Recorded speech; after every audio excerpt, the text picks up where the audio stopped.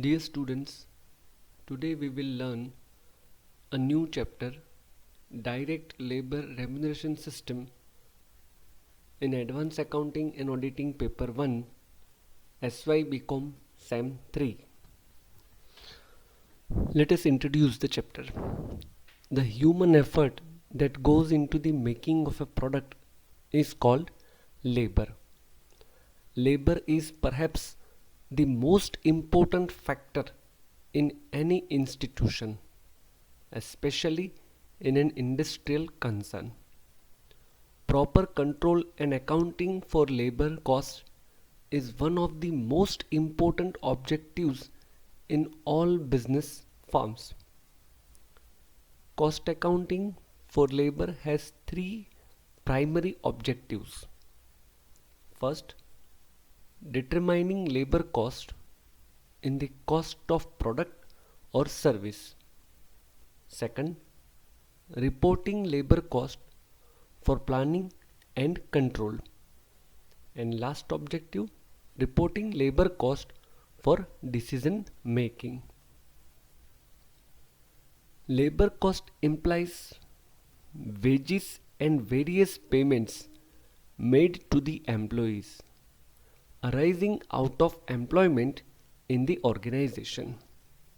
This is also known as remuneration, and it covers the following: basic wages, dearness allowance, production bonus, employers' contribution to PF, that is Provident Fund, employers' contribution to ESIC, that is Employee State Insurance Corporation contribution, retirement gratuity, contribution towards pension, profit bonus, free or subsidized food, free or subsidized accommodation, free education to children, medical benefits, and expenses on welfare.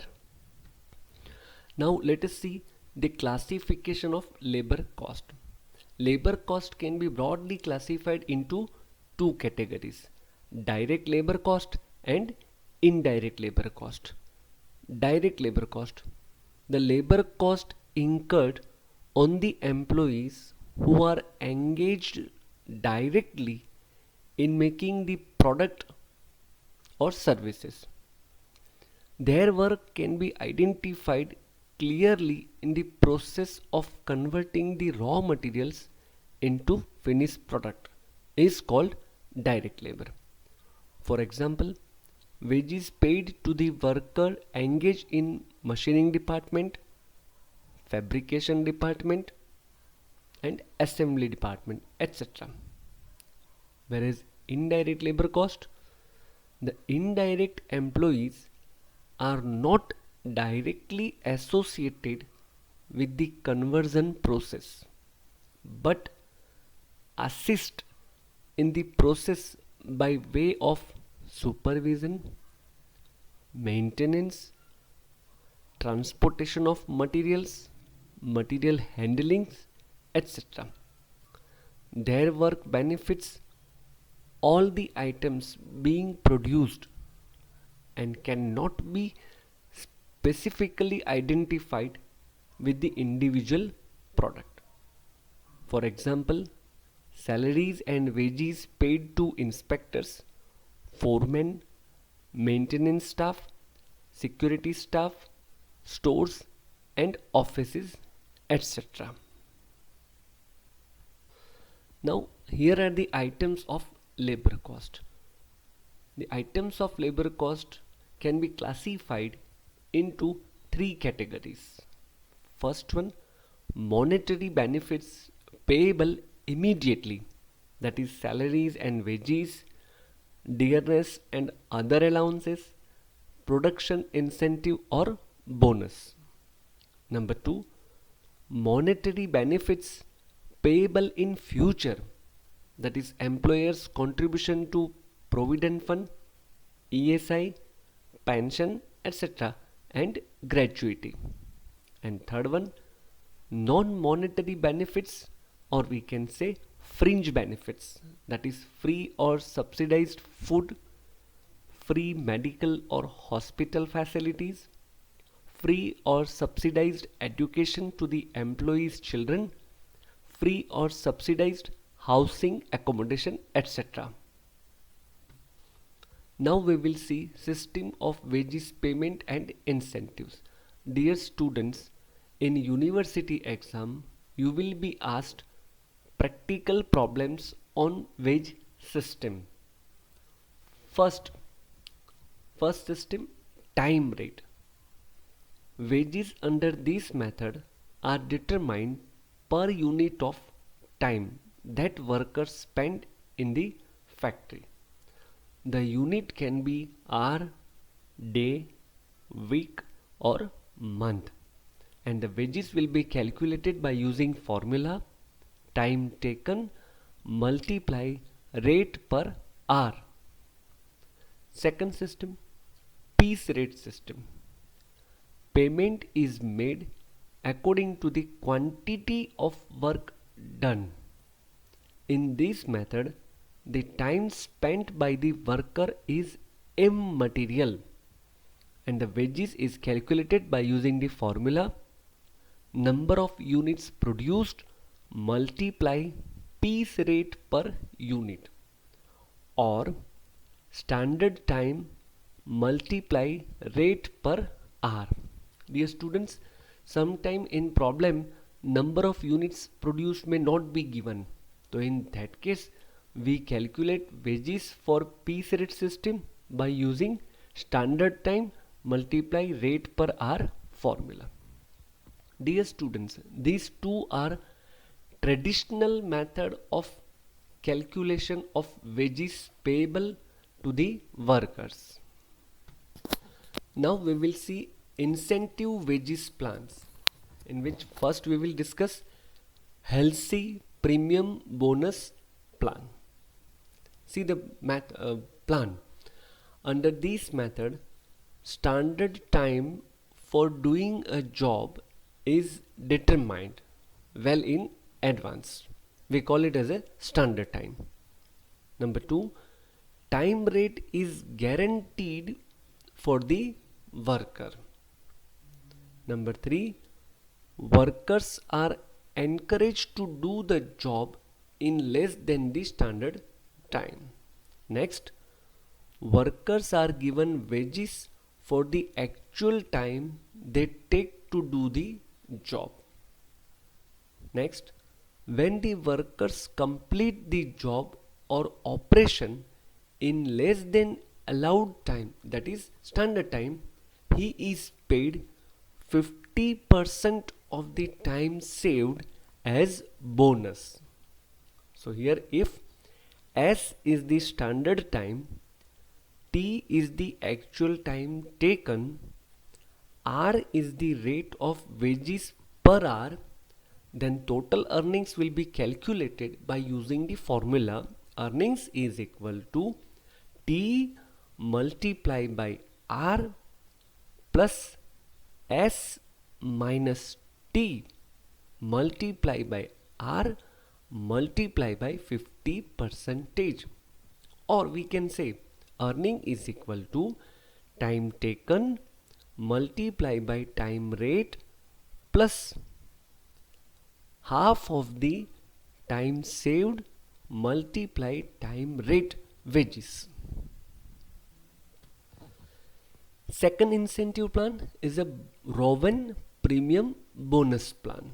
Let us see the plan. This plan is similar to the Halsey plan.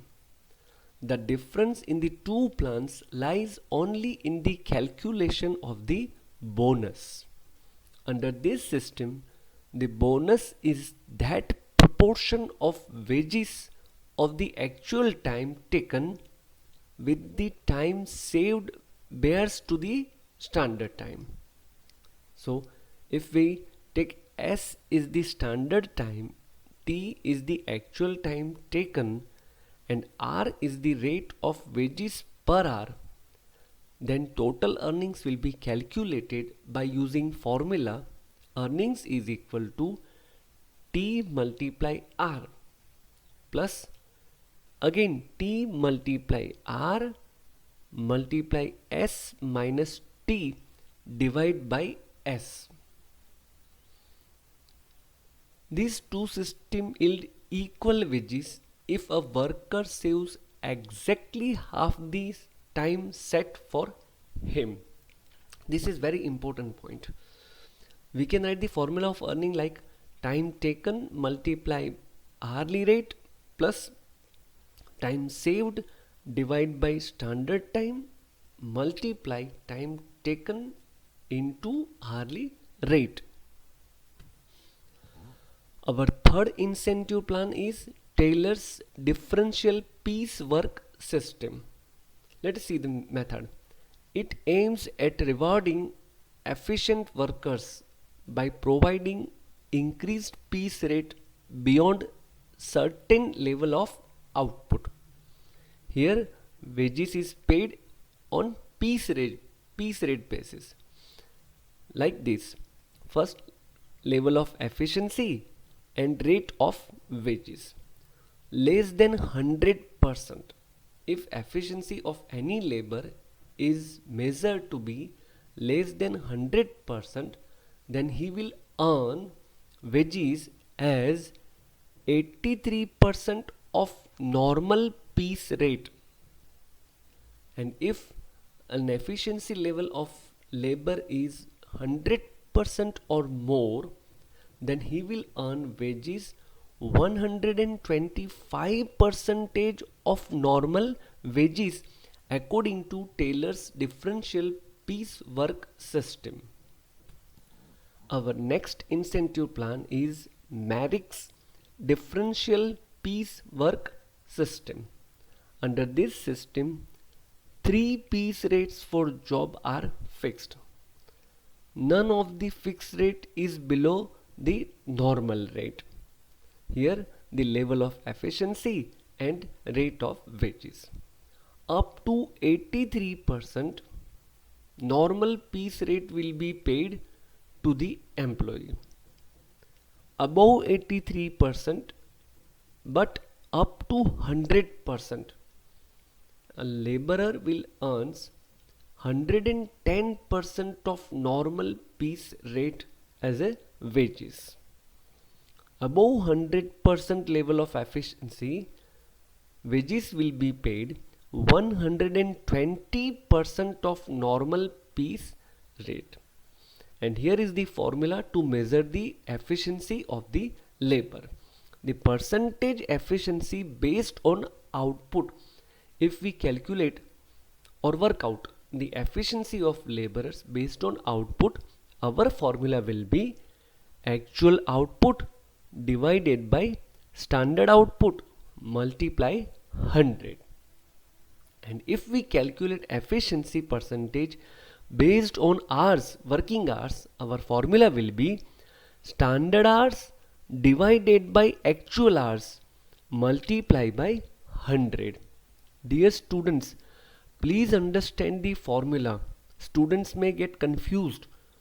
In case of output, actual output will be put as a numerator part and standard output will be in denominator. But when you take hours, standard hours will be divided by actual hours. So please don't get confused in the formula. Now we will see labor turnover. Labor turnover is the movement of people, that is workers or laborers, into and out of the organization. The terms associated with labor turnover are separation, replacement, new recruitment, accession and average labor force. Here are a brief of all three terms. First, separation means laborers left or discharged during the particular period from the organization. It means here old workers are going out of the organization. Replacement. Replacement means substitution of new workers in place of separated workers who are left or discharged during the particular period. Here in case of replacement, old workers are going out of the organization and new workers come into the organization as a replacement of old workers. New recruitment.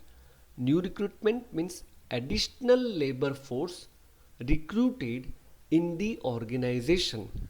Here in this case, no old worker goes out of the organization, but new workers come into the organization. Now the term accession, it represents the number of new workers joining the organization, whether by way of replacement or otherwise. And computation of accession will be like this: number of workers at the end of period, add number of separations, and less number of workers at the beginning of the period, and finally we get the number of workers which are accessions. Here we see one term, average labor force, last term associated with labor turnover. Average labor force is equal to number of workers at the beginning of the period plus number of workers at the end of the period divided by 2.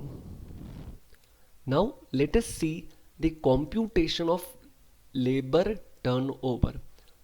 First method, by separation method.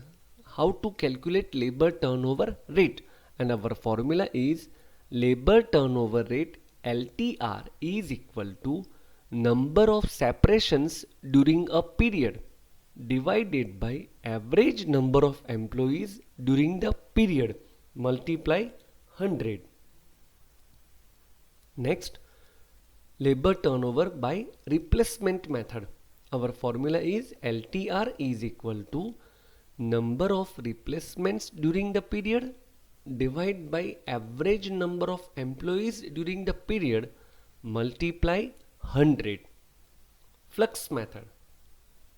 Labor turnover rate is equal to number of replacements during the period plus number of separations during the period divided by average number of workers multiply by 100.